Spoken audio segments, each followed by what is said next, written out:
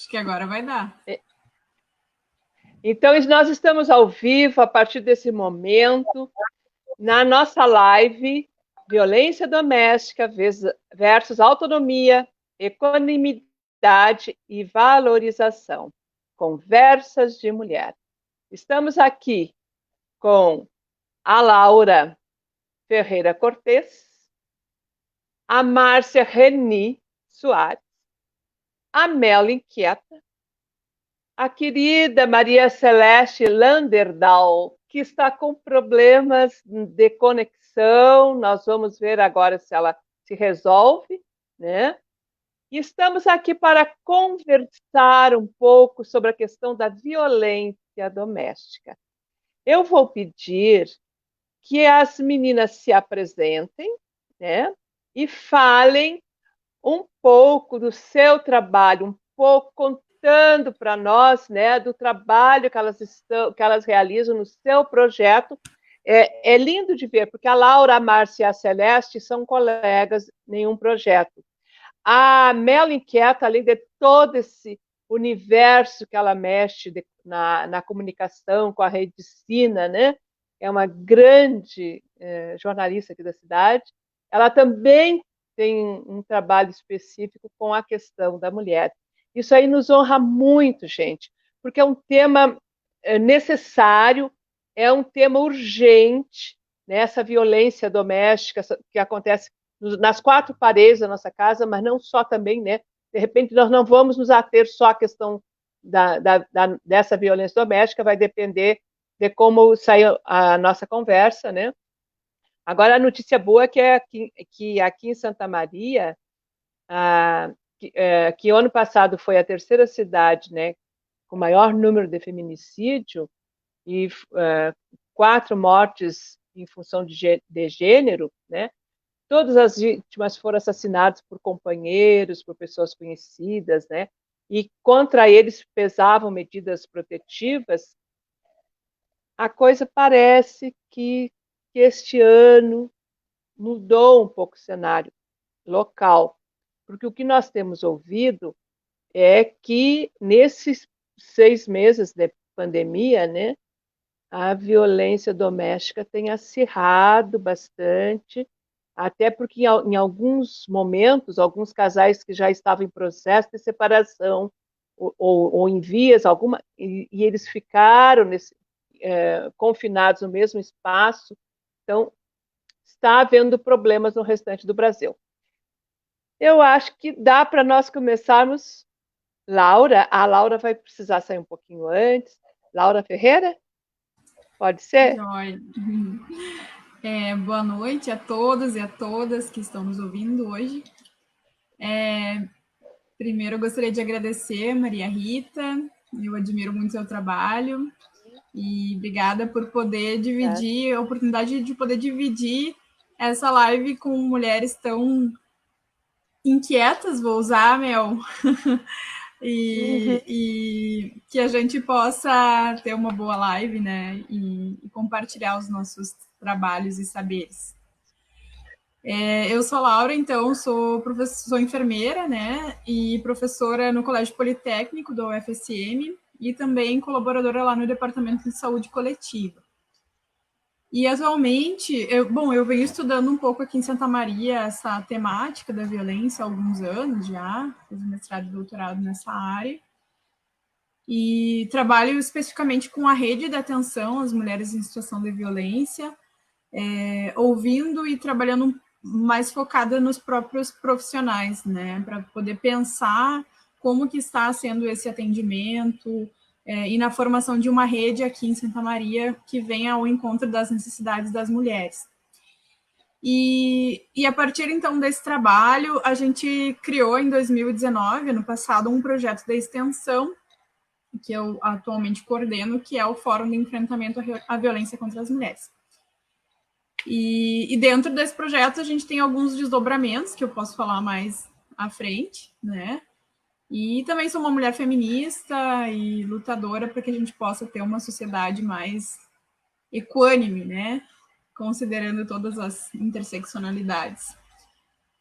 Posso passar a palavra, então. É a Márcia? Não sei. Maria Celeste, já estás podendo falar? Acho que ainda não. Ainda não. Então, vamos para a Márcia. Boa noite a todos e a todas e a todes.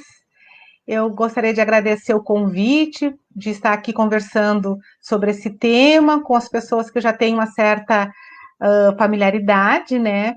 Meu nome é Márcia Reni da Silva Soares, eu sou assistente social, com uma experiência longa no judiciário aqui em Santa Maria. A minha experiência foi no Juizado da Infância e Juventude, com as demandas de família e também com as demandas da violência doméstica. No início do ano eu me aposentei e decidi continuar como voluntária no Juizado da Paz Doméstica para tratar, para manter atividades relacionadas às mulheres em situação de violência que chegam ao judiciário. A pandemia, digamos assim, abortou ou interrompeu as nossas atividades presenciais, mas como eu faço parte do Fórum de Enfrentamento à Violência Doméstica, eu me inseri nas atividades que o Fórum promove, iniciou promovendo, que é a campanha por igualdade de gênero e o serviço Disque Covid acolhe mulheres. E tenho estudado, assim, sobre esse tema mais a fundo, tendo em vista que eu tenho a minha experiência profissional no judiciário, ela me permitiu constatar que a violência doméstica permeia ou está presente em diferentes situações.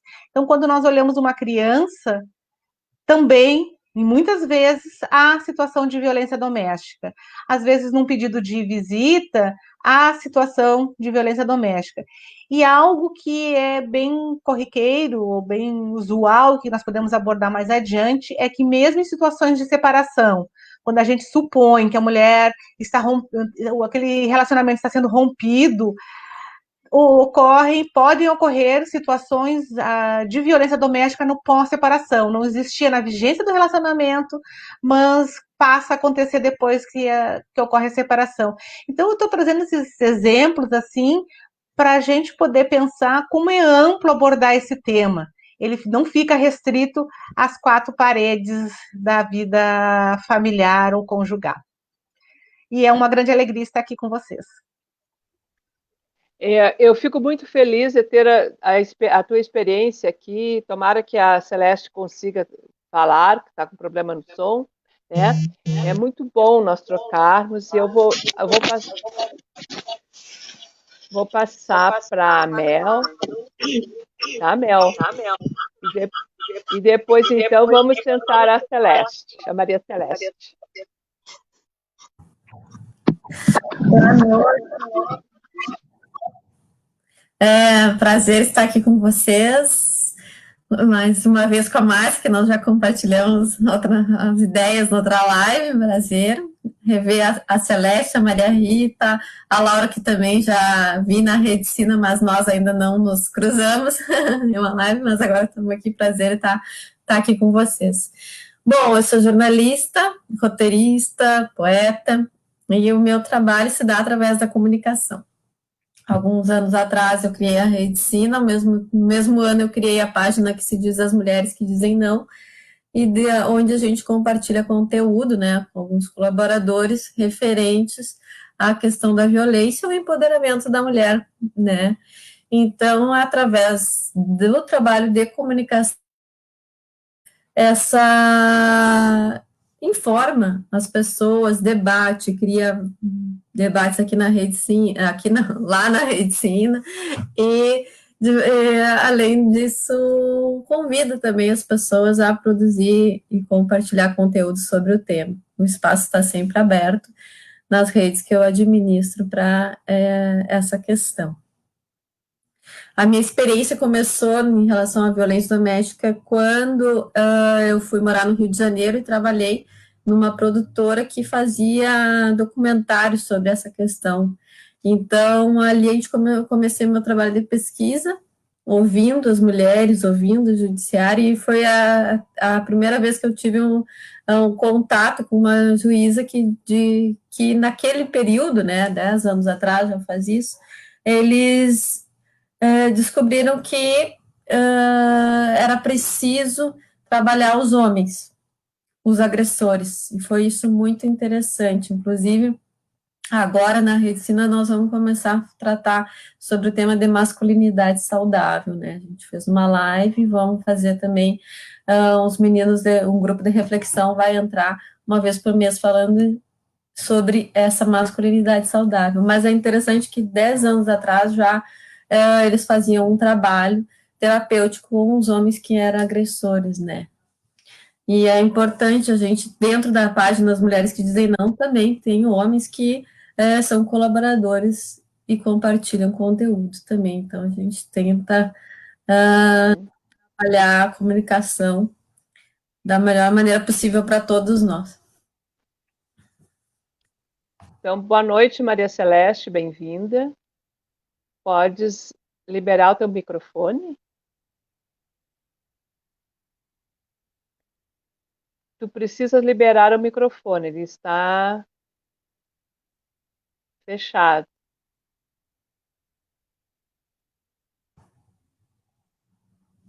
Maria Celeste, nós não... No stream mesmo, aqui no stream.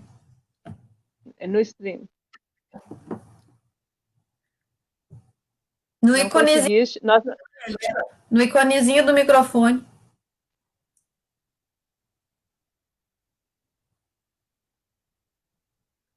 Ai, que pena. Bem embaixo, bem abaixo, à esquerda.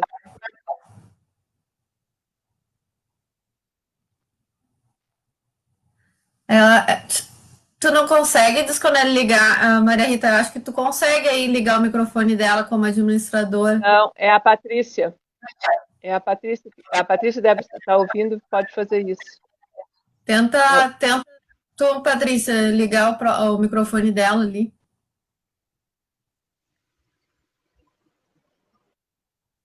Maria Celeste, enquanto nós estamos aguardando...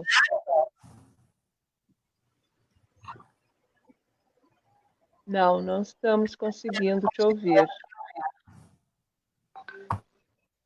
Então, nós vamos ver se o pessoal lá que está na técnica consegue resolver o microfone da Maria Celeste. E nós vamos, então, continuar conversando, né, sobre essa percepção do aumento dos crimes contra as mulheres nos últimos anos. Eu peguei aquele material, o dossiê da Patrícia Galvão, então, nos últimos 5 anos, houve um aumento de 93% de crimes, né, contra a mulher. Crimes em geral, 89% contra a mulher, 89%. E as agressões sofridas no doméstico por ex-maridos, ex-companheiros, por namorados, também. O índice foi de 89%. Os assassinatos de mulheres, também pelo atual marido, pelo ex-namorado, 88%, gente. É aterrador, porque depois eu quero ouvir a Márcia, né? Essas mulheres, geralmente, elas não estão sozinhas. Elas estão acompanhadas de filhos, de filhas, né? De outras, às vezes até uma avó, uma mãe que mora junto, né? 87% é o percentual de estupros. E 81% é o cenário de mulheres que foram assassinadas por desconhecidos. Se a gente vai olhando ali os numerais, né, os índices não são muito diferentes. Eles não têm uma distância muito grande. Então, é acima de 80%. Começa 81% são assassinatos de mulheres por desconhecido, 87% é estupro, depois é 88%, 89%, 93%. Né? Então, nós estamos ainda nessa situação de extrema vulnerabilidade. E agora, então, eu gostaria, Laura, se tu pudesse conversar um pouco. Eu não sei se tu vais falar um pouco sobre o projeto, porque aí o que vocês já tinham pensado, né, sobre o projeto de as estratégias de enfrentamento à violência doméstica, né? Mas eu vou passar para ti, Laura. Pode ser? Pode ser sim. Eu acho que a gente pode pensar assim. Vamos começar pensando. Acho que é bem importante esses dados que tu trazes, né? E acho que talvez a Márcia fale um pouquinho do recorte, né, das mulheres negras. E a gente ainda tem um dado aqui que nos últimos 10 anos cresceram 30% dos feminicídios contra as mulheres negras, né? E isso é bem importante que a gente pontue, né? Mas, enfim, vou deixar para a Márcia.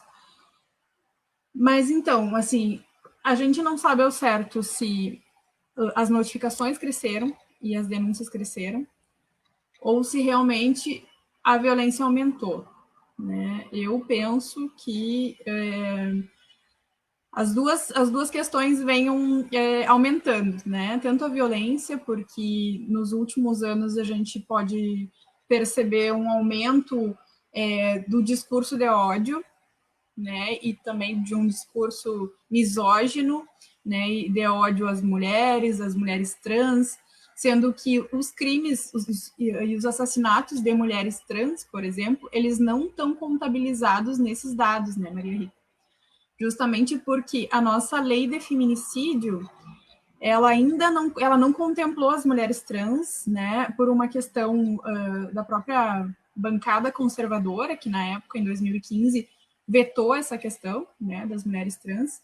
Então, o feminicídio, que é um crime considerado, né, tipificado por essa lei de 2015, ele é um crime contra as mulheres por razões de gênero, né, independente de ser um crime realizado pelo companheiro ou não, né, como a Maria falou, esses assassinatos de mulheres na rua, né, em meio público, por outras pessoas que não em relação íntima de afeto, né, também configuram um feminicídio, porque o feminicídio envolve o assassinato de mulheres por serem mulheres, né.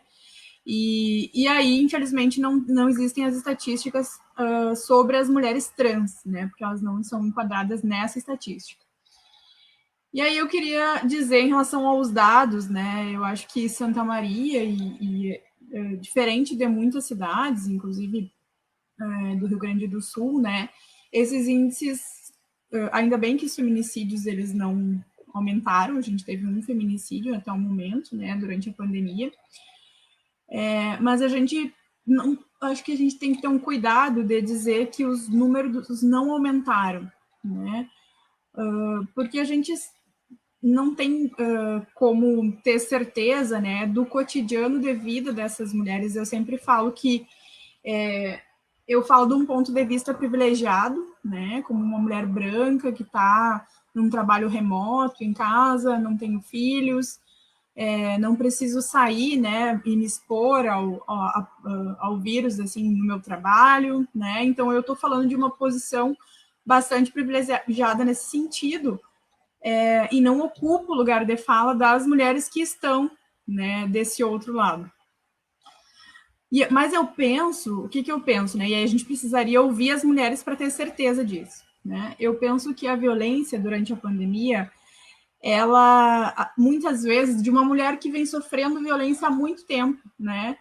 A violência na situação de pandemia é um mero detalhe, muitas vezes, para essa mulher, né? Por mais que a gente saiba que tenha se acirrado, que o ambiente doméstico, né, seja um espaço que na pandemia tenha sido favorecido, né, para acirrar a violência, né, uma vez que é um cenário de desemprego, que os homens estão mais em casa, muitas vezes, né, retomam o poder patriarcal, né, e a dominação a essas mulheres, muitas vezes, as crianças também estão em casa, então tudo isso favorece um contexto de maior conflito. Porém, tendo em vista tudo isso que as mulheres agregam no trabalho doméstico, né, tanto o cuidado com as tarefas domésticas, que também estão mais intensas no período da pandemia, de distanciamento social, né? Porque essas mulheres, elas não estão isoladas, né? Elas não estão distanciadas, elas estão na linha de frente. Então, tem todo o cuidado com os idosos, com as pessoas que vivem com essas mulheres, os filhos e também os companheiros. Então, eu penso que tudo isso dificulta que as mulheres cheguem até os serviços de atendimento, que elas denunciem, né? E aí a gente tem que pensar também que a denúncia é uma ponta, né? É uma ponta dos serviços onde as mulheres que estão desesperadas chegam, né? Nem sempre as mulheres que... a violência, a gente sabe, né? Que tem, em geral, as mulheres vivenciam muitos anos a violência até conseguirem se empoderar, né? Para chegar até um serviço de segurança pública, uma delegacia ou a brigada militar, né? Anteriormente, elas até transitam por alguns outros serviços, como a saúde, né? Que é a minha área, e muitas vezes elas não são enxergadas, né? Elas não são ouvidas, elas não são vistas, né? A partir desse problema. E se são vistas, muitas vezes os próprios profissionais, por N questões, e uma delas é a nossa formação em saúde, ainda voltada muito para os aspectos biológicos do corpo, né? Essas mulheres muitas vezes não conseguem expor isso, e os profissionais também não conseguem acolhê-las. Então, todos esses empecilhos, né, e um sistema de atendimento ainda muito fragmentado, né, onde cada setor trabalha isolado, né, na sua área, eu acho que penso que isso dificulta, né, que é o que nós temos visto nos estudos, no geral, que dificulta esse atendimento.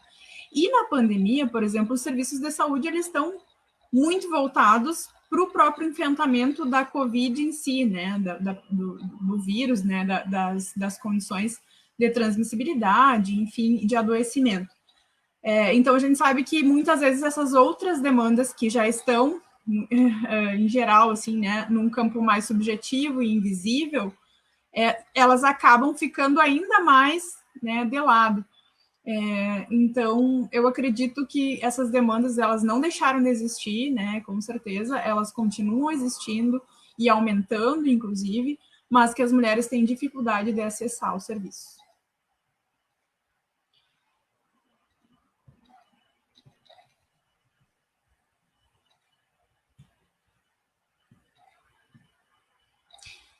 Maria.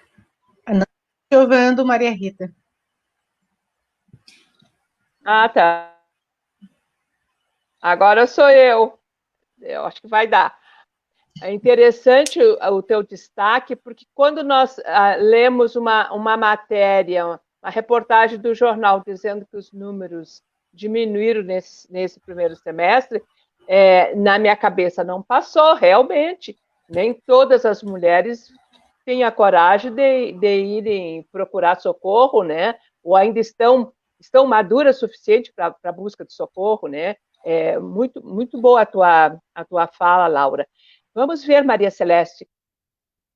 Vou passar para ti. Estamos querendo te ouvir.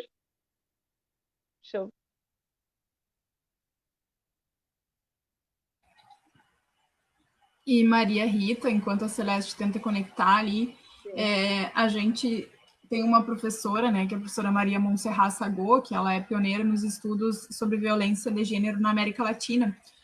Ela diz, né, que as estatísticas de violência contra as mulheres deveriam entrar para os índices da pandemia, né? Até porque o último estudo da Organização Mundial da Saúde sobre violência, em 2013, trouxe um dado que 1/3 da população mundial, né, em torno de 3 bilhões de mulheres, citaram naquele ano que já tinham sofrido algum tipo de violência e desconsiderando, não era só violência doméstica, né? Aí entra assédio sexual, violência sexual, estupro, enfim, todos os tipos, né? E aí hoje a gente não chega a 1 bilhão de casos ainda no mundo, né? De Covid. Então, a nossa pandemia, o nosso sofrimento é anterior à Covid, né? Anterior. Então, acho que é importante a gente vou pensar passar... assim. Tá, Márcia, vou passar a palavra para ti. Tá. que Estão também me é ouvindo? colega da... Sim, sim. Tá.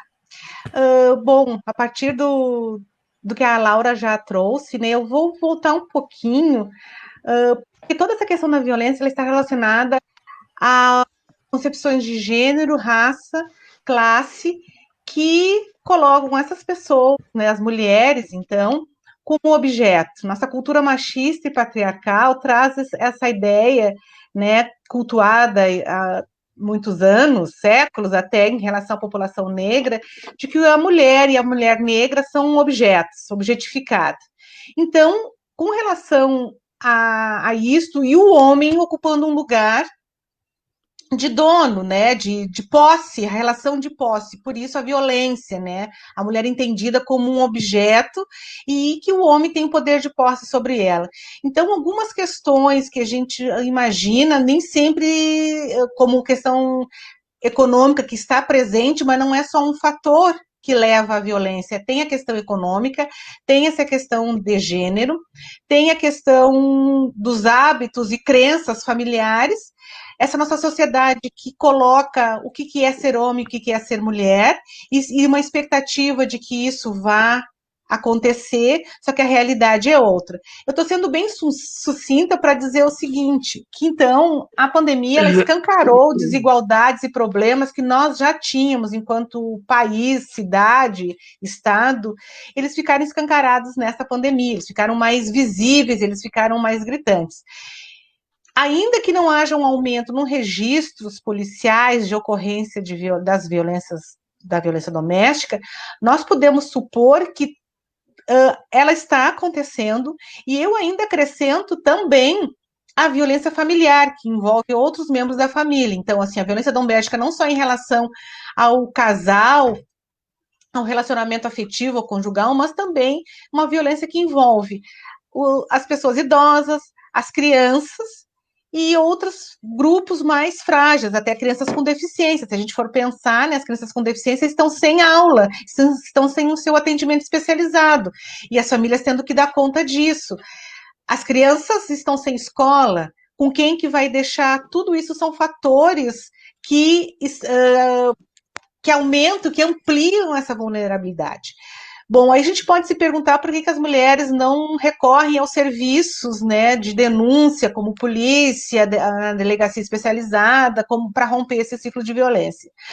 As mulheres da periferia e as mulheres negras, elas têm outras vulnerabilidades, e a violência doméstica é uma delas. E a ausência ou a insuficiência de apoio público, através de políticas públicas, e de suporte familiar e comunitário. Porque romper com a violência traz vários desdobramentos. Quer dizer, o que ela vai fazer? Ela vai sair da casa? Ela vai conseguir levar os filhos? Ela vai conseguir levar suas roupas pessoais? Quem é que vai acolhê-la? Ela tem família que ela possa ir para casa dessas pessoas e lá ficar por um tempo indeterminado ou não? Se nós falamos de pessoas com baixas condições socioeconômicas, vivenciando outras vulnerabilidades, às vezes essa violência ela também está no ambiente familiar mais amplo. Então, a mãe já sofreu violência, a irmã sofre violência, vários ambientes, vários núcleos daquela família aí também já tem a violência doméstica, quase que, podemos falar assim, geracional. Então, às vezes, a rede de suporte familiar e comunitário ela é muito frágil. E, recentemente, assim, eu tenho assistido muitas falas, muitas lives sobre o tema, e é recorrente as pessoas, os profissionais, os professores, os estudiosos que falam com relação à mulher negra, trazendo que a Lei Maria da Penha não atende às demandas da mulher negra. E eu fui querer saber um pouco mais, até porque a minha experiência no judiciário, né, aquele clássico, todos são iguais perante a lei, como é que isso fica? E ouvindo várias pessoas, elas trouxeram assim que, primeiro, a Lei Maria da Penha, aplicabilidade, eu diria assim, a aplicabilidade da Lei Maria da Penha não contempla as necessidades, as demandas da mulher negra. Por quê? A maioria dos operadores dos direitos são pessoas, homens brancos ou mulheres brancas que não dominam, não têm conhecimento das outras vulnerabilidades às quais a mulher negra está exposta. Então, na aplicação da lei, na aplicabilidade da lei, fica o olhar deles é um olhar centrado nas suas características, na sua condição, no seu lugar, né, de onde eles vêm. É mais do que aplicar a lei, simplesmente, né? Nós temos o outro lado, embora a lei traga que, entre todas as medidas protetivas de urgência, a lei traga o atendimento para o homem, para o agressor, através de grupos reflexivos, através até de prisão, ao havendo descumprimento da Maria da Penha, das medidas protetivas da Lei Maria da Penha. Para o homem negro, se ele for um agressor, traz mais vulnerabilidade, por exemplo, se ele for preso, porque no presídio, na prisão, ele vai sofrer outras violências, porque a gente também sabe, né, qual é o número, qual é o maior percentual de pessoas que estão em privação de liberdade? É o homem negro. Então, assim, há todo um conjunto de variáveis e de características que dificultam o acesso das mulheres negras e das mulheres pobres aos benefícios, ao amparo da Lei Maria da Penha. Por enquanto, é isso. Vamos ver, Maria Celeste, consegues falar? Olha, eu estou falando, estão me ouvindo? Sim! Não? Ai, que bom! Ai, Estamos. viva! A palavra é sua! Era aí mesmo o problema, viu? Viva! Era aí que não estava abrindo aí, o link não estava abrindo aí. Ai, que bom então, né? Ai, Eu vou me apresentar. que bom! É toda sua eu vou me apresentar palavra. ligeirinho, então, né? Para não atrasar muito nossa conversa, tá? Meu nome é Maria Celeste, então eu sou professora aposentada do curso de enfermagem da Universidade Federal Santa Maria. Trabalhei sempre muito com essas questões de gênero, de violência contra as mulheres. A Laura foi minha aluna, né, Laura? Trabalhamos muito juntas, né? E, enfim, empoderamento, políticas públicas para as mulheres. E me aposentei há 1 ano e pouco atrás. E me encontrei também com a Márcia como voluntária lá do Juizado de Violência Doméstica de Santa Maria, né? E nessa trajetória nossa lá, junto com o Fórum de Enfrentamento à Violência, que a Laura eu acho que vai falar alguma coisa, né? Nós criamos a campanha Santa Maria 50-50, né? E que é a iniciativa que eu gostaria de colocar aqui por ser uma iniciativa nova em Santa Maria, e também para não repetir o que a Laura e a Márcia falaram, né? Não é desconsiderar esse tema, viu, Maria Rita, mas eu acho assim, que muito se fala em violência, muito se fala em desigualdade de gênero, mas eu acho que está na hora da gente ver o que pode fazer com tudo isso, com todas essas informações, né? Santa Maria, a gente sabe que está muito mal alinhada com as políticas públicas para as mulheres. Nós precisamos nos alinhar aos objetivos de desenvolvimento sustentável, aquela Agenda 2030, né? Então, a nossa campanha vai muito por esse lado aí. Nós precisamos ver em Santa Maria, e tu como candidata também, Maria Rita, e a gente quer ver se conversa com vocês, né? Vocês precisam, eu penso que vocês precisam se alinhar a essa agenda, sabe? Santa Maria está muito aquém de tudo isso, talvez porque a gente fique ou no fim do Brasil, ou no começo do Brasil, não sei, né? Não sei se é o começo ou o final, mas as coisas chegam com muita dificuldade aqui, então a gente tem que estar sempre fuçando lá. Por enquanto eu sou... Pré-candidata. Por enquanto eu estou pré-candidata. Eu não sou candidata ainda, mas à medida que sair a convenção, já temos alguns candidatos na cidade, isso é ótimo. Já temos, então vai falando sobre a Agenda 2030. Muitas mulheres que não... Muito bom, Maria Celeste. A Agenda 2030 da ONU. Eu posso falar sobre isso, eu acho que seria interessante que a Laura falasse um pouco. Eu estou vendo aqui, mas eu acho que foi uma coisa que a gente combinou nesse trabalho também, né? Então, e a gente tem feito muitas coisas em Santa Maria, no sentido assim, de tocar à frente toda essa questão de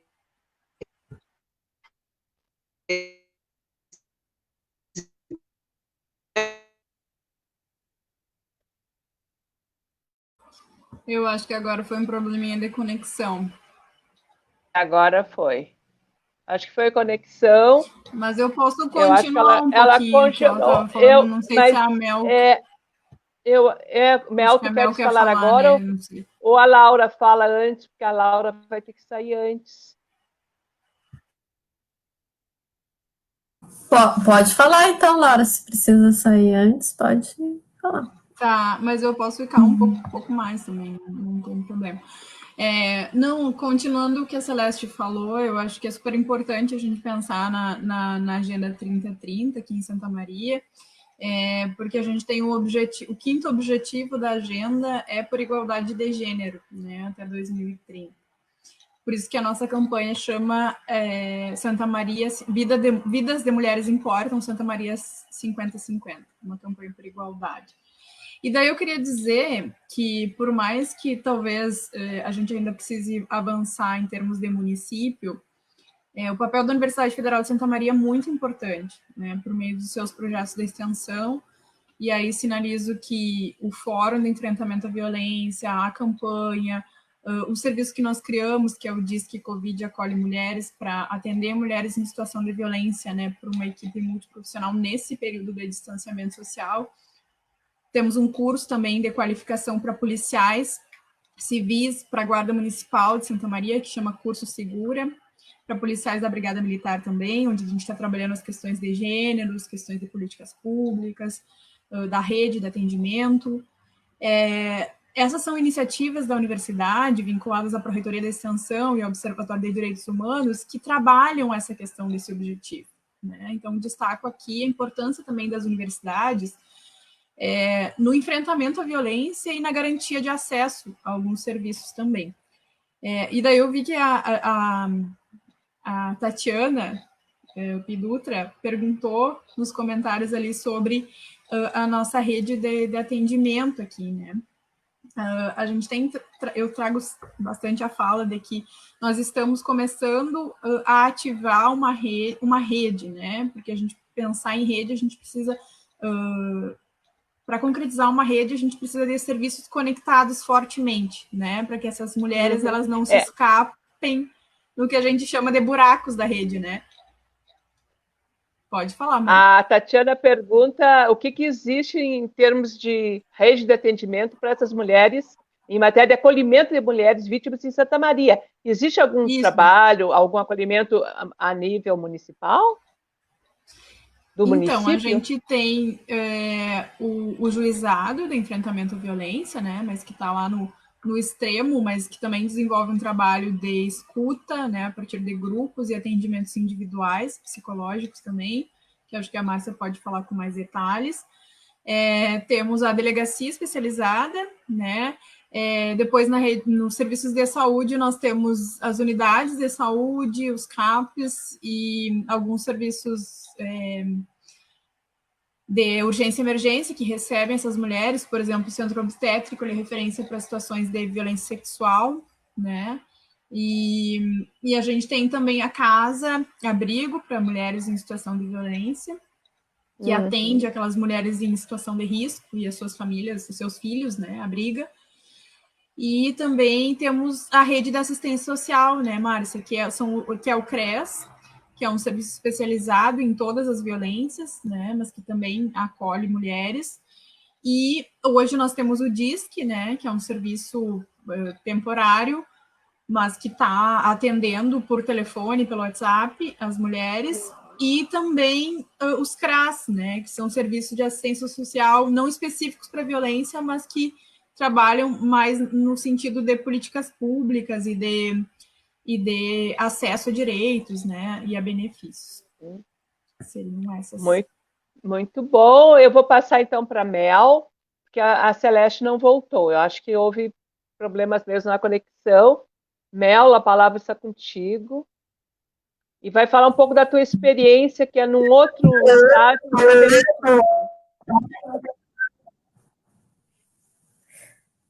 Pois sempre que falam, né, um pouco sobre esse tema, eu volto em vários lugares, porque eu viajei um pouco no Brasil e eu me lembro de uma situação lá no interior do Pará, em que as meninas eram levadas pelos pais aos prostíbulos aos 7, 8 anos de idade.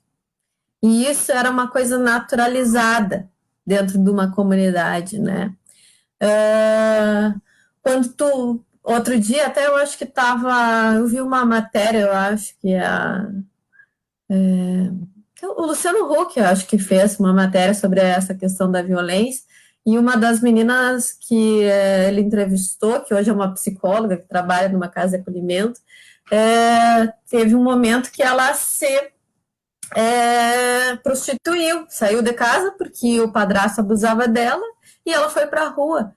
E aí o Luciano perguntou para ela assim, mas por que tu fez isso? Por dinheiro? E ela, por fome.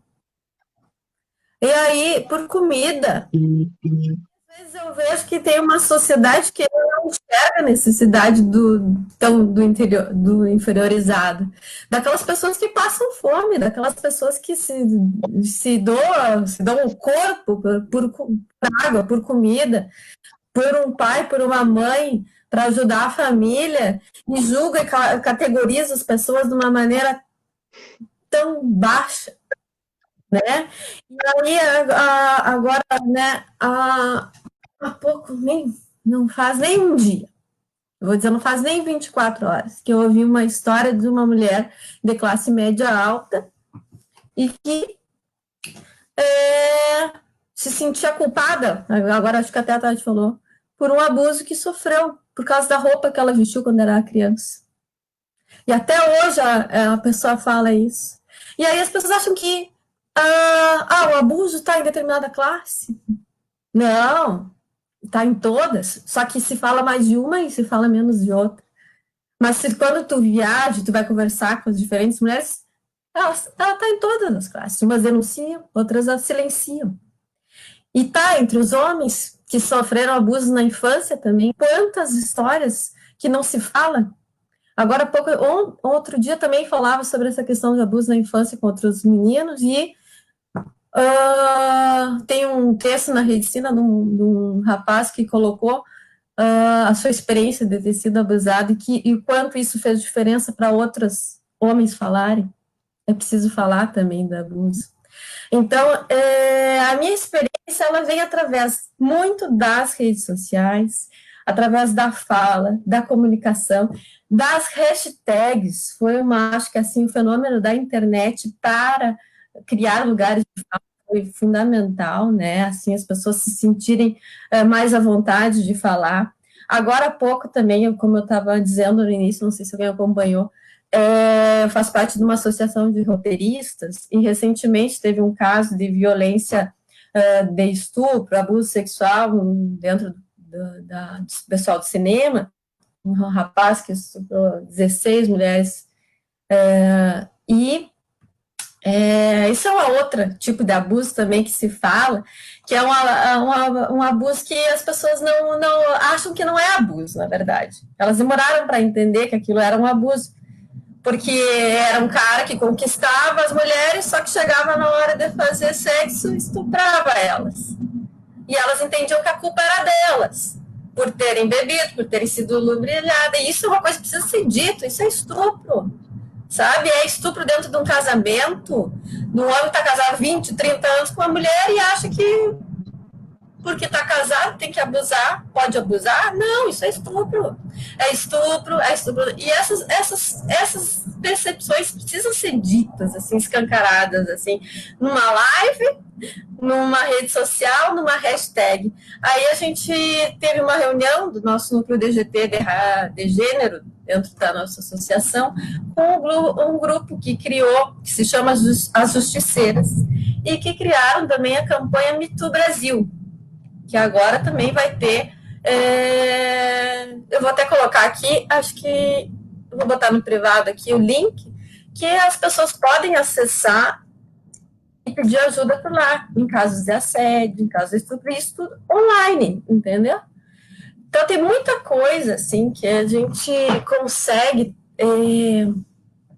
ouvir, trabalhar através da comunicação, através desses lugares de diálogos, através de um texto publicado que no caso desse rapaz aí teve uma grande repercussão em outros lugares e criou outros lugares de fala dentro da comunidade dele, através dessas lives, enfim, né? Então é tanta coisa que vem assim, eu vejo assim a comunicação, a vida virtual como um grande passo para a nossa sociedade se empoderar, para as mulheres se empoderar, para os homens discutir a masculinidade, inclusive agora há pouco, né, falando sobre masculinidade saudável,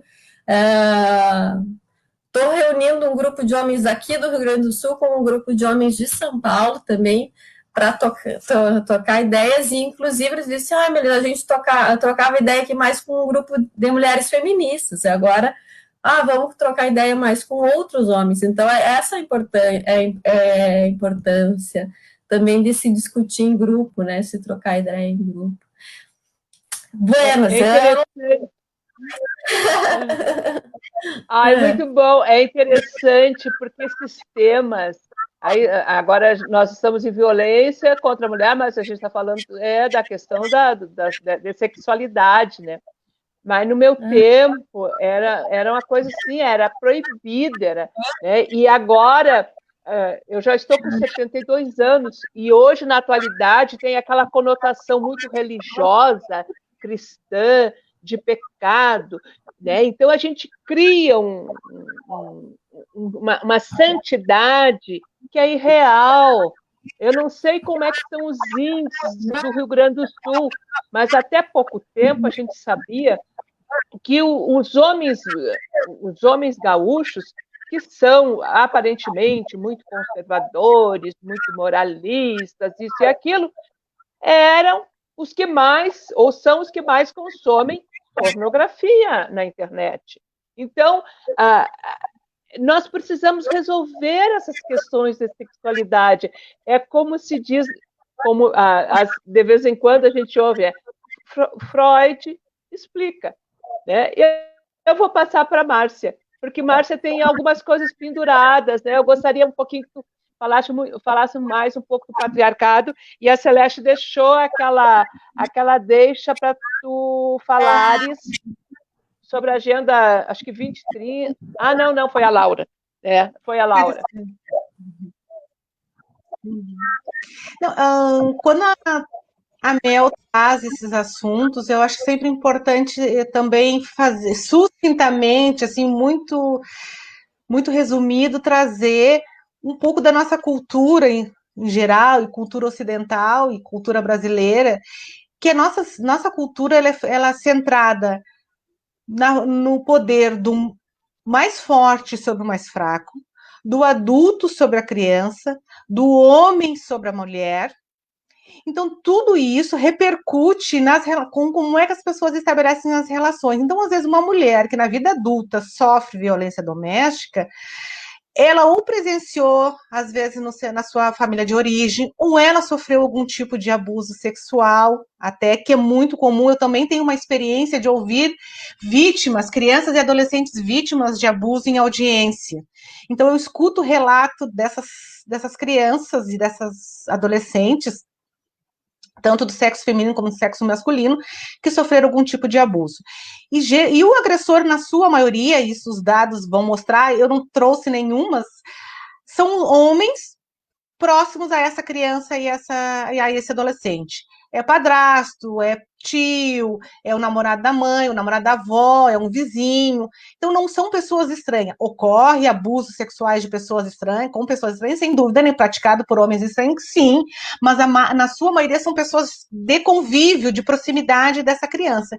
Então, algumas mulheres, elas na vida adulta ou acabam por todo esse caldo em que elas foram criadas de violência, ou assim, o corpo dela é muito objetificado, ainda que nós tenhamos, né, a lei da palmada, muitas pessoas dizem, eu apanhei e não morri, e a minha mãe me batia e eu não morri, mas isso faz o que com o corpo daquela criança? Que qualquer um pode chegar, manusear e usar como lhe convém. Então é uma pessoa, uma criança que cresce com seu corpo objetificado, que não aprende a diferenciar cuidados adequados dos cuidados inapropriados.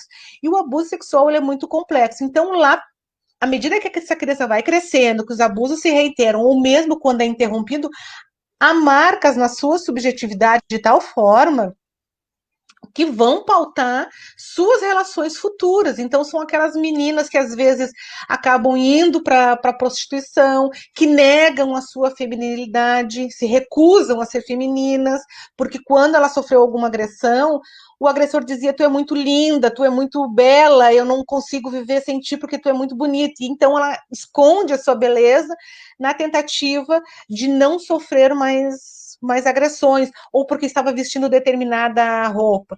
E nós ainda vivenciamos e presenciamos o descrédito com a palavra da vítima. Isso vale para vítima criança, vítima adolescente e vítima mulher. Então, a mulher, ao fazer uma denúncia, em quase todos os níveis dos operadores do direito, às vezes questionam se foi assim mesmo, ou o que tu fez para isso acontecer, onde tu estava, como tu estava vestido, ainda que nós tenhamos, como a Mel trouxe, assim, páginas, hashtag, vários meios para desconstruir esses estereótipos, mas ainda assim, quando nós ouvimos uma denúncia, uma situação de abuso, a gente pergunta o que ela fez. O que ela fez, o que ela estava usando, já que ela estava, será que bebeu demais e tudo mais. E aí, nesses últimos anos, isso tem sido muito forte, né? Agora, a Mel trouxe, estava circulando nas redes sociais, o julgamento de uma pessoa, de um homem, que ele foi, acho que absolvido, ou teve pena, e comprovado o abuso de uma moça que estava embriagada e que então não poderia responder, né? Ela não estava em condições de exercer a sua vontade e sofreu abuso com o exame de DNA comprovando, e ele praticamente saiu ileso. Então, assim, nós temos provas, mesmo com provas concretas, a palavra da mulher ela é desacreditada. Então, isso também é algo que reforça não denunciar, não levar adiante a denúncia, não levar adiante o rompimento dessa violência, porque as consequências são extremamente nocivas e tão violentas quanto a própria violência sexual ou o abuso sexual que ela vivenciou, né? Com relação à campanha 50-50, o que se busca é justamente apresentar formas, meios de equiparação, de equidade, de equilíbrio entre os direitos das mulheres e dos homens, né? Alguns referenciais vão dizer que é uma disputa de poder, que os homens estão num lugar de poder e que há necessidade de se equilibrar isso. E para se equilibrar isso, alguém tem que perder poder, ceder poder. O que se busca é nós, como sociedade, questionarmos os nossos padrões, como é que nós educamos meninos, como é que nós educamos as meninas, por isso vem desde a tenridade, quando não da gestação, né? Quando a mulher está grávida, diz, tu tá grávida de quê? Às vezes algumas famílias valorizam mais se for menino, outras famílias valorizam mais se for menina. Então, e a educação toda que se passa é muito pautada nesses estereótipos, e a campanha busca, então, desde da área educacional, da área de assistência, da área de saúde, da área de direitos, todos os aspectos que envolvem a vida de uma pessoa, desconstruir e trazer elementos novos para que a gente possa pensar numa sociedade mais igualitária e que as mulheres são o maior número quantitativo da população brasileira. Isso tem que estar representado em todos os segmentos, nos níveis de gerência das empresas, não só nos níveis mais, digamos assim, nas profissões mais simples, e isso vale também para a questão racial, né, de poder ter um equilíbrio, uma representatividade. Então, sucintamente, é isso que a campanha busca. Assim, a Laura também pode complementar, se se quiser. É isto. Ótimo. Laura, queres falar? Eu vou, enquanto tu está pensando, Laura, eu vou ler as considerações, perguntas que fizeram a Lucimeia Galcone, que diz que a doença é desequilíbrio. Precisamos o olhar. Agora perdi aqui. Não, perdi o resto a construção. É doença, é desequilíbrio. Precisamos o olhar aos agressores, pois, caso contrário, só mudam os endereços e as identidades. Tu viste, Mel, que tu falaste, né, da tua experiência em relação ao tratamento com os agressores, né? Faz-se necessário o atendimento dos abusadores dos violentos, dos abusadores dos violentos. Quando se salva, todas nós nos salvamos. É mesmo, né? A gente se encoraja. Quando uma companheira vai à luta, né? Ela nos encoraja a seguirmos. Quando uma mulher negra vence, todas nós nos sentimos vencedoras também. E aí eu pensei, Márcia, sobre a questão da mulher negra, né? Tu falaste em objetificação, né? O quanto nós trazemos, o quanto nós, mulheres negras, inculcamos em nós essa coisa do corpo, da beleza, sabe? Esse estereótipo que desde o início da escravidão, né, nos desrespeitaram, nos estupraram, né, se apossaram dos nossos corpos negros, né, e de repente a gente precisa trabalhar bastante para vencer, não é? Então, assim, isso é importante que tu está trazendo, que aí para a mulher negra eu diria que tem um duplo. A gente não vai fazer hierarquia de agressões, de violências, mas assim, se a mulher tem o seu corpo objetificado, é um não ser. Isso, se nós formos na filosofia, nos estudos, na Bíblia, em todos os lugares, é um não ser. A mulher negra também, por ter vindo escravizada, ter sido escravizada, e os corpos dos negros escravizados eram corpos que eram objetificados também. Então, isso nós vivenciamos duplamente, por sermos mulheres e por sermos negras, e se de periferia, mais a questão de classe, né? Se a pessoa tem uma condição socioeconômica mais difícil, são características, são condições que só ampliam e agregam. Mas eu quero comentar uma pergunta, umas colocações que veio antes, referindo como doença. A violência doméstica tem pessoas que sofrem de alguma doença mental, mas não é, assim como o abuso sexual, os agressores, eles não são doentes mentais na sua maioria. É importante também a gente trazer isso, porque senão a gente coloca tudo isso, esses atos, no lado da doença, e bom, se é doente, né? E não é bem assim. São relações que as pessoas estabelecem de maneira a que um é colocado na condição de poder e usa esse poder em relação ao outro. E o que nós estamos vendo recentemente é uma exacerbação desse tipo de postura, esse tipo de fala, né, que a gente ouve em muitos lugares, e com isto, se é uma relação de poder e o outro é visto como meu inimigo, no momento em que ele não corresponde àquilo que eu quero, àquilo que eu desejo, eu preciso eliminá-lo. Por isso as agressões. Então, não é uma pessoa doente no sentido que a gente imagina, uma pessoa que não sabe o que está fazendo, que ela perdeu a noção. Pode haver esse tipo de agressor com esse perfil, e isso é diagnosticado em exames, mas a maioria dos homens agressores são pessoas comuns, eles não há um perfil. Ou seja, assim, não é o homem com características tais.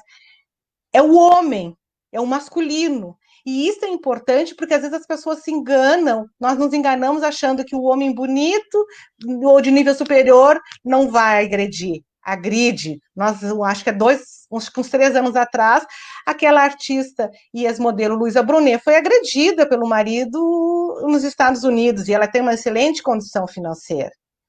Então, assim, Por quê? Porque está no masculino, na masculinidade tóxica. A Mel fez uma live sobre masculinidade saudável, eu assisti, né? E um dos rapazes que estava na live, ele trouxe muito da masculinidade, dizendo assim, o que a masculinidade está alicerçada? Em 3 P's. Me corrige depois, Mel, se eu estiver equivocada. O homem como provedor, como procriador e como protetor.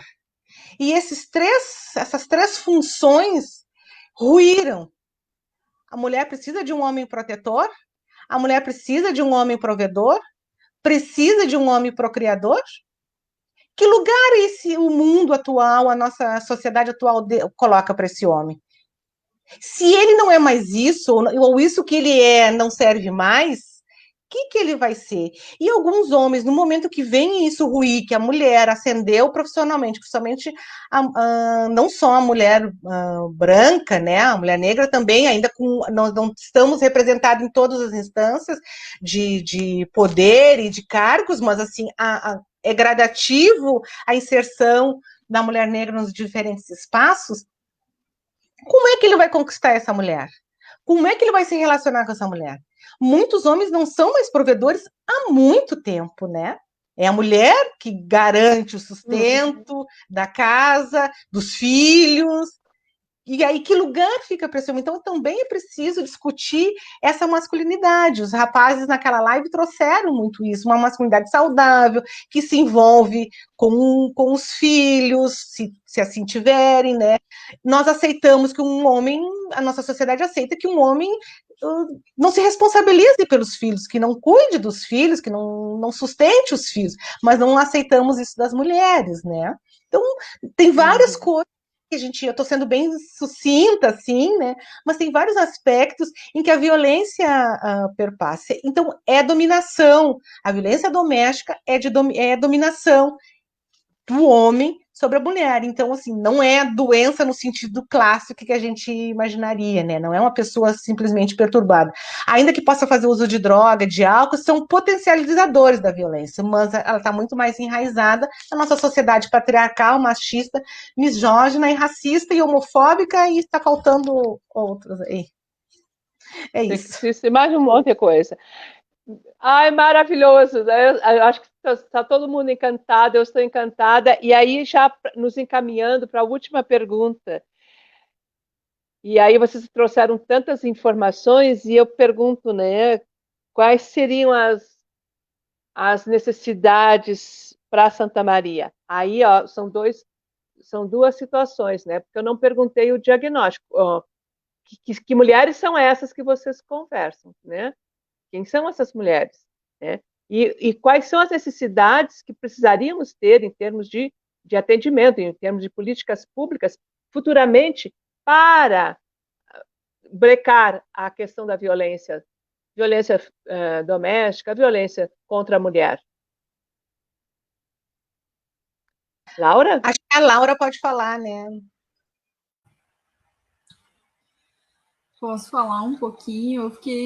Acho que a Márcia e a Mel contemplaram muito da questão da masculinidade saudável, né? Achei bem interessante. E fiquei pensando um pouco, alguém comentou sobre a questão do suicídio, né, das mulheres, que esse mês é o mês do Setembro Amarelo, né? E daí, falando em suicídio, porque as mulheres agredidas e oprimidas, elas têm os maiores índices, né, de suicídios, de índice de suicídio e mutilação, e, enfim, sofrimento psíquico também. Então, já entrando nesse tema, nós precisamos, aqui em Santa Maria, de serviços fortes de saúde mental, né, que possam acolher essas mulheres, que a violência faz, uma das grandes consequências da violência, para além do dano físico, é a questão do sofrimento mental, né? Dói, né, na nossa pele, assim, ser agredida, ser humilhada, ser desmoralizada, né? Se for nas redes sociais, se for em casa, né? Em qualquer âmbito, isso nos afeta muito. E uma outra questão é que nós precisamos de serviços especializados, né? Uma das nossas grandes lutas do fórum e da própria campanha é por um centro de referência de atendimento às mulheres em situação de violência, né? Que vários municípios aqui, inclusive vizinhos nossos, Santa Cruz, Cruz Alta, têm centros de referência, que são centros multiprofissionais, né, que trabalham com assistência social, com direito, e que ele tem a função também de articular os outros serviços, né, a saúde, a educação, para que essas mulheres sejam melhor atendidas.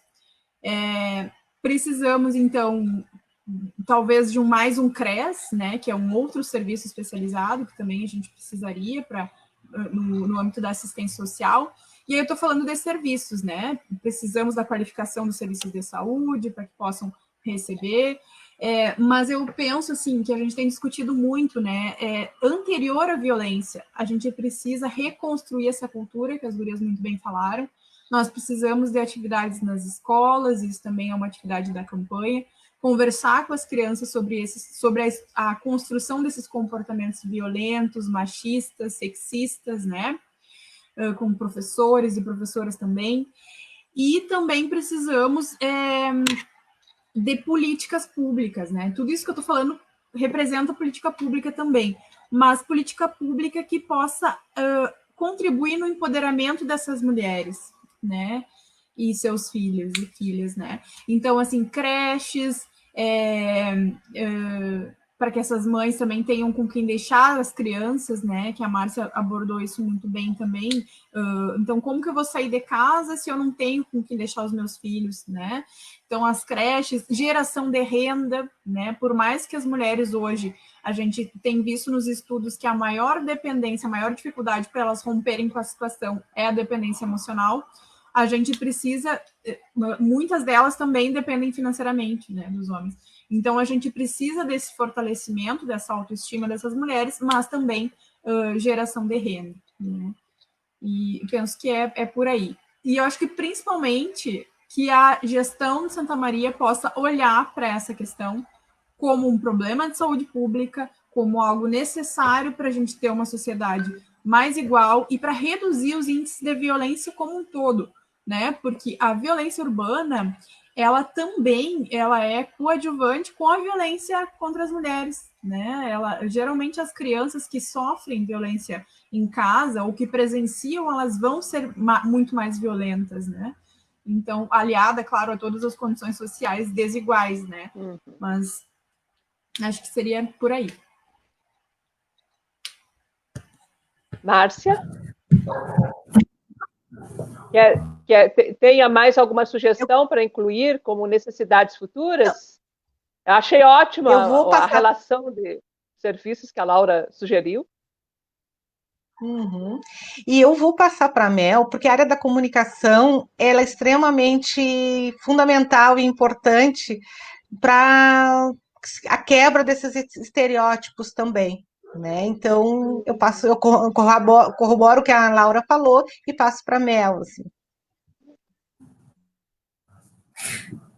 Eu estava pensando aqui, né, até uma live que eu fiz sobre racismo estrutural, e a Débora Almeida, que é uma atriz negra, falou na live, ela tem que parar de achar que o racista é uma pessoa má. Na verdade, às vezes é uma pessoa boa, entre aspas, né, uma pessoa que não se dá conta do seu racismo. A mesma coisa eu digo para a violência doméstica, ou o homem, né, violento, que às vezes acha que aquilo é naturalizado, que já está tão naturalizado aquela violência que não se percebe que é violento, né? Eu acho que o agressor, as pessoas tinham que parar de olhar para o agressor como se fosse um cara lá longe, o cara que estuprou a mulher na esquina, mas estuprou a mulher ontem dentro da casa dele e nem sabe, acha que tá tudo bem, né? Nada, forçar o sexo ali, ela não queria e acha que tá tudo bem, acha que ele é o cara legal, né?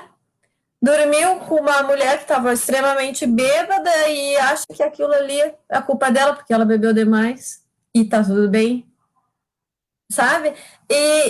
Então, assim, eu acho que tem que parar de colocar a violência num lugar tão distante, num lugar como se fosse um bandido, um vilão, mas às vezes tá ali, né? E principalmente em situações de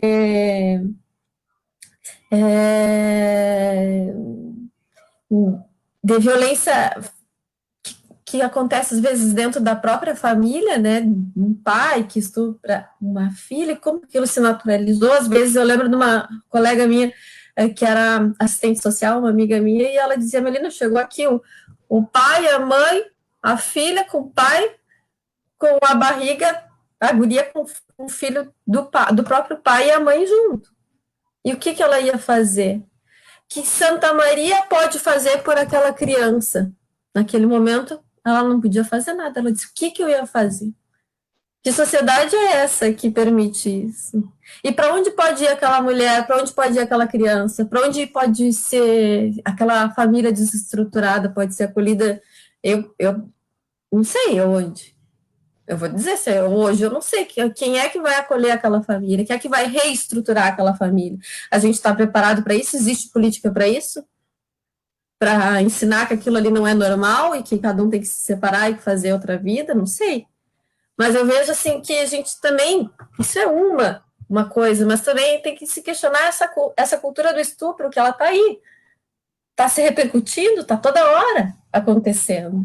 E se não é esses lugares de falas que abrem essas lives, né, esses momentos assim para se questionar e colocar questões que não se fala também, trazer à tona esse machismo cotidiano, esse estupro cotidiano, né? Essa violência rotineira que nos regula, que nos culpa, que nos julga e que nos faz achar que às vezes a gente é a culpada, né? Como foi o caso hoje da menina que achou que estava com a roupa tal, estava assim, porque tinha feito aquilo, era culpada. Então, quantas mulheres? Outro dia eu falei também que eu trabalho com rede social e páginas, e que eu reparei que as mulheres se desculpavam muito mais que os homens por pedir uma informação. Então, pelo amor de Deus, por que essas mulheres se desculpam tanto? Não se desculpe, você está procurando uma informação, você tem que procurar. Mas aí tu vê, é de vários lugares, é do sul, é do norte, é de várias idades, as mulheres se desculpam mais que os homens, porque elas se culpam mais, porque elas são culpadas demais. Então, eu acho que tem que se desintoxicar. E sim, acho que criar lugares como o grupo aqui criou para educar os policiais, na verdade, né? Como tratar as mulheres, levar como falar isso dentro de uma escola, como falar isso dentro de uma universidade, nas festas, como falar isso para um estudante secundário que está descobrindo o corpo, descobrindo sexualidade, que ele não pode, o que ele pode fazer, e também a cultura de entender que não é não, né? Porque cara, as pessoas dizem não tem que ficar forçando essa mulher, assim, não é porque ela quer, sabe?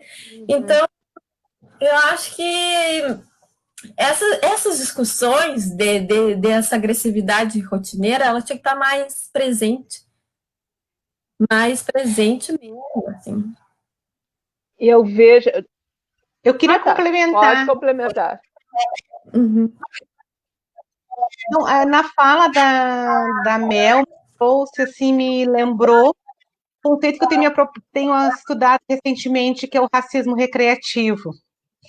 Então, quanto o nosso humor, e eu trago isso para a questão da mulher e de outros grupos, como o nosso humor nacional, ele é pautado em desqualificação do corpo do outro, então do corpo da mulher, do corpo do negro, da negra, e isso foi ficando naturalizado, né? E aí, às vezes, eu lembro, quem assistiu os Trapalhões, lá eu sou da geração que assistiu os Trapalhões no domingo, era só os estereótipos, né? O Mussum era um alcoolista e gozavam dele, o outro questionava a sexualidade dele. Então, assim, e isso nós vemos ainda hoje. Recentemente, uma certa pessoa disse para uma menina de 10 anos: tu começou cedo? Quando ela se referia a começar cedo a entrevistar, mas a fala foi assim: você começou cedo, e vários homens rindo. Quantas meninas nós todas, em algum momento da nossa vida, sofremos algum tipo de agressão de cunho sexual e que talvez até nós não nos recordemos, não reconhecemos como agressão sexual, porque na época, assim, o beijo babado, que a gente não gostava, né, de alguém que nos pegava à força e nos apertava e nos beijava, e aí a gente rechaçava, e o que os nossos os pais diziam? Tem que respeitar o mais velho, é teu tio, é teu vô, é o vizinho, não sei quem. E a gente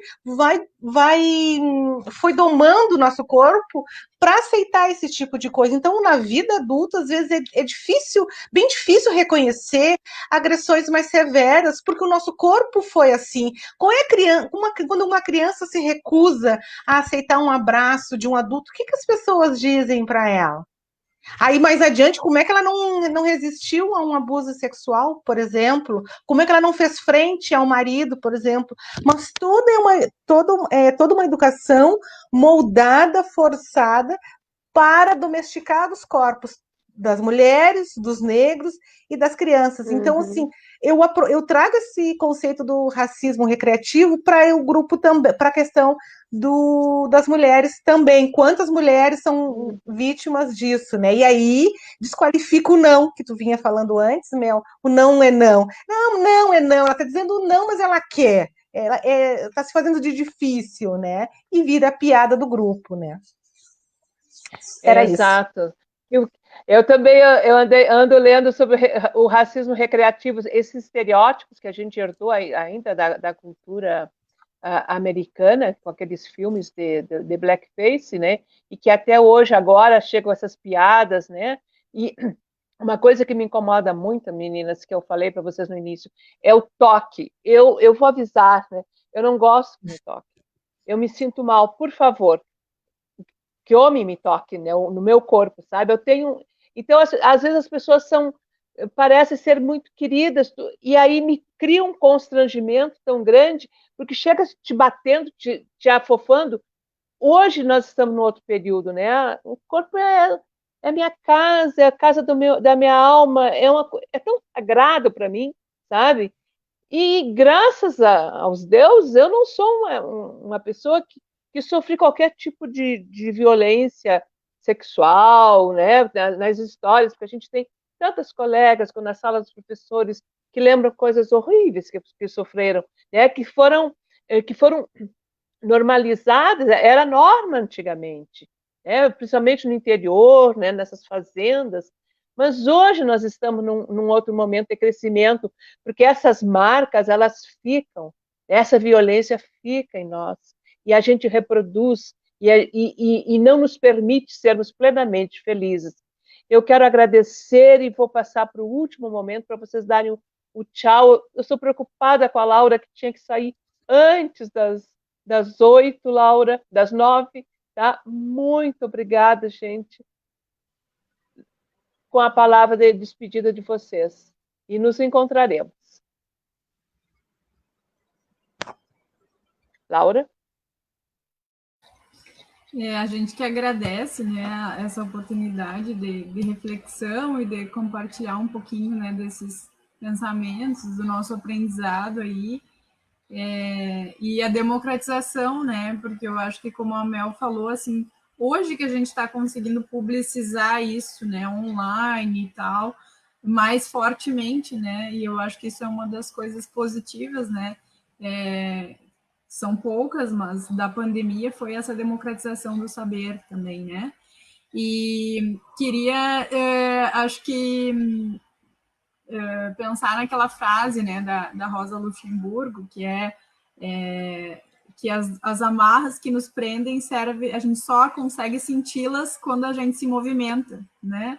Deixar essa mensagem também, a gente sabe que não é fácil, né? Mas pensar sobre o tema, começar a perceber, né, essas questões com a ajuda, né, de outras pessoas é uma grande iniciativa, né? E claro que isso é com o tempo, mas que a gente possa cada vez mais dizer não, né, para esse tipo de comportamento abusivo, para as relações abusivas e tóxicas, e que a gente possa se libertar, né, coletivamente. Para isso, umas ajudam as outras. É isso, obrigada. Eu também agradeço, assim, eu agradeço a oportunidade de estar aqui mais uma vez conversando sobre esse tema, com pessoas tão especiais que cada dia, assim, me cativam mais. Estou aprendendo bastante, eu gosto muito de ouvir a Mel, e dizer, assim, que que possamos falar cada vez mais, que possamos mostrar aquilo que é inadequado, porque se uma mulher, uma criança, conseguir não sofrer uma violência, que ela, ou interromper, se já está sofrendo, já é muito. Então, assim, e não se sabe de que maneiras aquela criança, aquela mulher vai reconhecer, vai conseguir romper. Então, todas as portas têm que estar abertas. Existe a máscara roxa na farmácia, existe o Disque Covid acolhe mulheres, existe a Justiceira, existe o Me Too, existe a vizinha, existe a escola no momento está interrompida, mas assim, existem vários canais da delegacia online, vários meios, se através de às vezes a novela, aquela novela horrível, traz uma cena que é dali que a criança desperta, que a mulher desperta, se reconhece como vítima. E principalmente a gente não abordou aqui, não deu tempo, assim, mas principalmente se discutir, se trazer mais à tona sobre relacionamentos tóxicos e abusivos.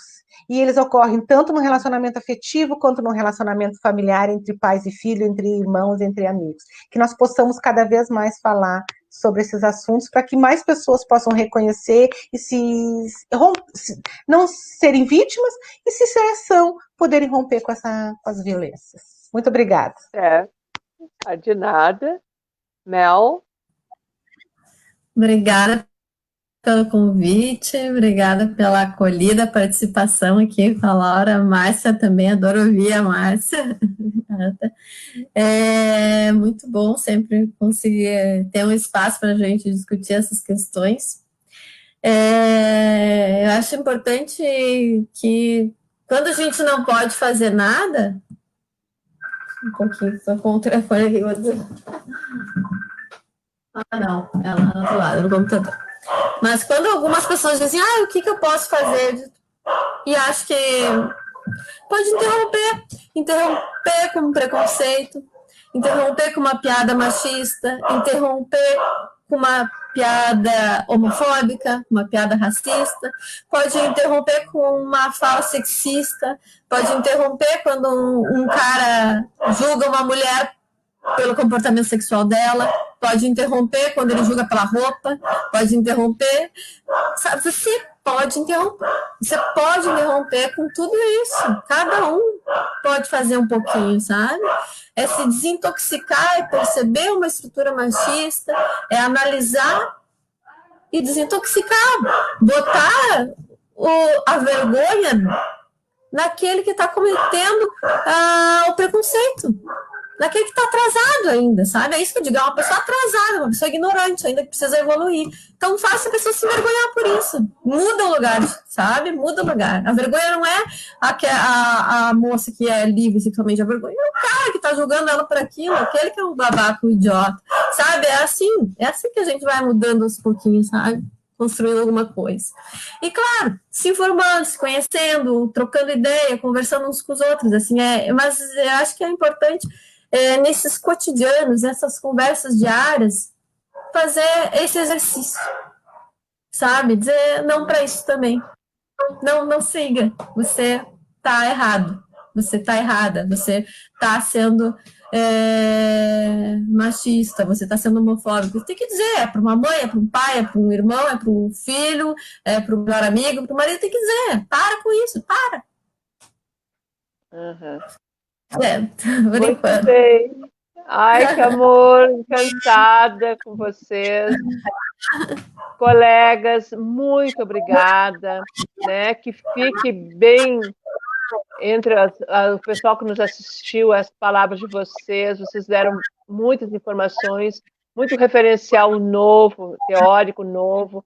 Obrigada, Laura, obrigada, Márcia, obrigada, Mel.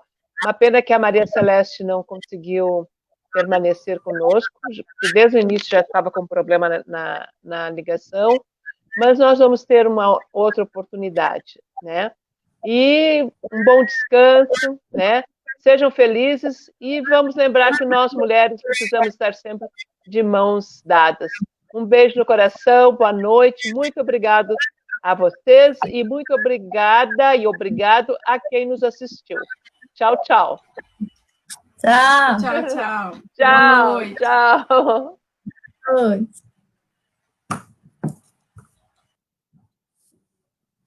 Tchau.